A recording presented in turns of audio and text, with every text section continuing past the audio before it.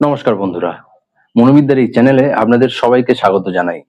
এই চ্যানেলের প্রতিটি ভিডিও সাইকোলজির প্রতিটি কনসেপ্ট একেবারে সহজ বাংলায় আপনাদের জন্য সহজবোধ্য করে তুলবে।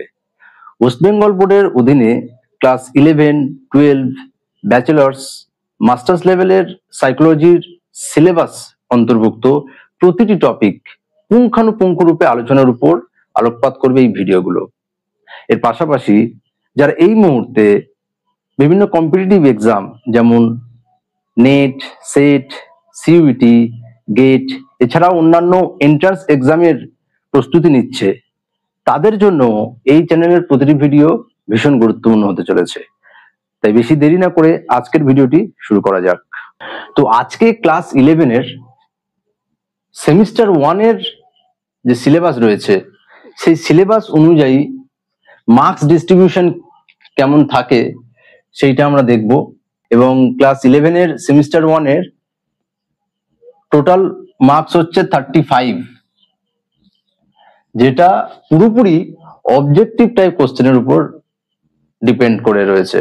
অর্থাৎ এখানে কোনো বড় প্রশ্নপত্রে থাকবে না, শুধুমাত্র অবজেক্টিভ টাইপ প্রশ্ন, অর্থাৎ তার মান হচ্ছে 1, এবং সেখানে এমসিকিউ থাকবে, ফিল ইন দা ব্ল্যাঙ্কস থাকবে, এছাড়া শর্ট কোশ্চেন থাকবে, যেগুলো এক বাক্যে বা শুধুমাত্র যে উত্তরটা সেটাই লিখতে হবে।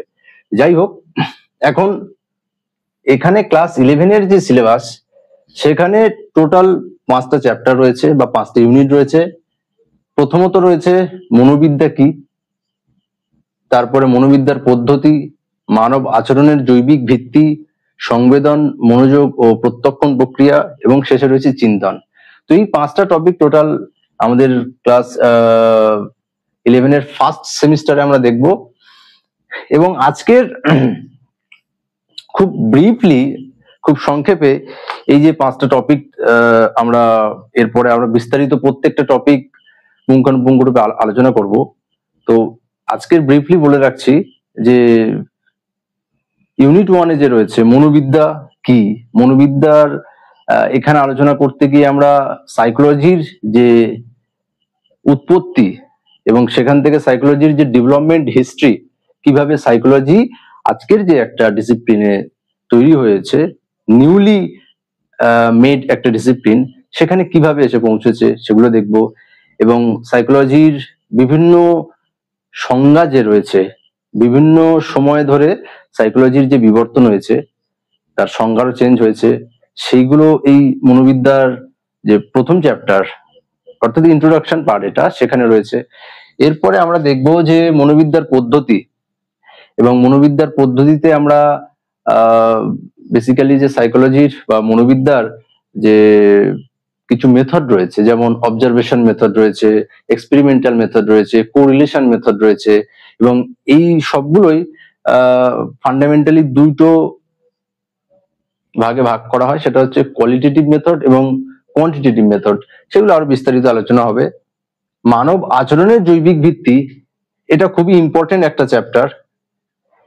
এটা হচ্ছে তোমার আমাদের প্রতিটি আচার আচরণ আমরা যা করে থাকি আমাদের দৈনন্দিন জীবনে, সেখানে তাদের যে ফাউন্ডেশন বা বলতে পারো প্রত্যেকটা আচরণের যে ব্যাকগ্রাউন্ড, অর্থাৎ প্রত্যেকটা আচরণের পেছনে যে আমাদের হিউম্যান অর্গ্যান ব্রেন রয়েছে, তার সেন্ট্রাল পার্ট, সেইটার বিভিন্ন ফাংশন, ব্রেনের বিভিন্ন রকম ফাংশন, সেখানে আমরা সেন্ট্রাল নার্ভাস সিস্টেম পড়বো, পেরিফেরাল নার্ভাস সিস্টেম পড়বো, সাথে সাথে বিভিন্ন নার্ভস, তাদের ফাংশনস, তাদের অবস্থান। তো এখানে হিউম্যান ব্রেন সম্পর্কে মূলত আলোচনা করা হবে। তার সাথে সাথে আর একটা পার্ট থাকবে তোমাদের, সেটা হচ্ছে এন্ডোক্রিন সিস্টেম, অর্থাৎ হরমোনাল যে নেটওয়ার্ক রয়েছে আমাদের, এবং হরমোনাল ফাংশন রয়েছে, যেগুলো আমাদের আচরণ, আমাদের ইমোশন, আবেগের ক্ষেত্রেও মুখ্য ভূমিকা নিয়ে থাকে। তারপরে 4th ইউনিটে এসে আমরা দেখব সেন্সেশন, অ্যাটেনশন এবং পারসেপশন, অর্থাৎ আমরা আমাদের যে 5 সেন্সেস রয়েছে, চোখ, কান, জিভ, ত্বক, এই যে সেন্সেশনস গুলো, এই যে সেন্স অর্গান গুলো, সেই অর্গান দিয়ে আমরা আমাদের আশেপাশের যে ফিজিক্যাল ওয়ার্ল্ডটাকে আমরা দেখছি, জানছি, সেখান থেকে ইনফরমেশন গ্যাদার করছি, তার যে প্রসেসেস গুলো এবং সেখানে আমাদের অ্যাটেনশনটা কিভাবে কাজ করে এবং প্রত্যক্ষণ প্রক্রিয়া অর্থাৎ পারসেপচুয়াল যে প্রসেসেস রয়েছে, এখানে জেস্টাল্টের সম্পর্কে পড়বো।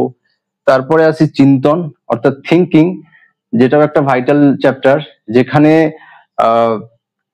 আমাদের যে থট প্রসেস রয়েছে সেইখানে কোন ধরনের বলা যেতে পারে যে থিঙ্কিং প্যাটার্ন গুলো ইনভলভ থাকে এবং সাথে সাথে বিভিন্ন থিওরিজ রয়েছে যেটা থিঙ্কিং এর সাথে যুক্ত রয়েছে, বিভিন্ন সাইকোলজিস্ট যেটা দিয়েছে, এবং এর সাথে এখানে প্রবলেম সলভিং থাকবে।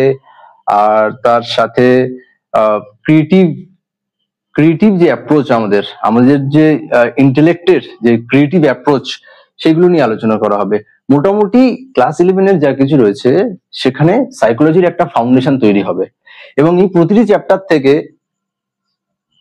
মান নির্ধারিত হচ্ছে 7, অর্থাৎ প্রত্যেকটা চ্যাপ্টার থেকে 7টা কোশ্চেন আসবে এবং সেই 7টা কোশ্চেন একেবারেই সবকটা যে এমসিকিউ হবে তা নয়, হতে পারে 3টে এমসিকিউ, 2টো এমনি শর্ট কোশ্চেন টাইপের, বা এক কথায় উত্তর দাও এই ধরনের প্রশ্ন আসতে পারে, বা ফিল ইন দ্য ব্ল্যাঙ্কস শূন্যস্থান পূরণ আসতে পারে, ঠিক আছে। বা এখন অনেক ধরনের কোশ্চেন টাইপ এসে গেছে, অ্যারেঞ্জমেন্ট এসে গেছে, ম্যাচিং এসে গেছে, সেগুলো আসতে পারে। তো প্রত্যেকটা চ্যাপ্টার থেকে মোটামুটি 7 নাম্বার নির্ধারিত আছে এবং এরপর থেকে আমরা এর পরের ভিডিওগুলোতে আলোচনা করব প্রত্যেকটা চ্যাপ্টার কে নিয়ে, প্রত্যেকটা চ্যাপ্টারের যে টপিক গুলো রয়েছে সেগুলোকে পুঙ্খানুপুঙ্খ রূপে আলোচনা করব এবং প্রত্যেকটা আলোচনার পরে আমরা সরাসরি এমসিকিউতে বা সরাসরি অবজেক্টিভ টাইপ যে কোশ্চেন্স গুলো হতে পারে সেই কোশ্চেন গুলো নিয়ে আমরা বিশ্লেষণ করব এবং অনুশীলন করব। তো আজকের ভিডিওটি এই পর্যন্ত।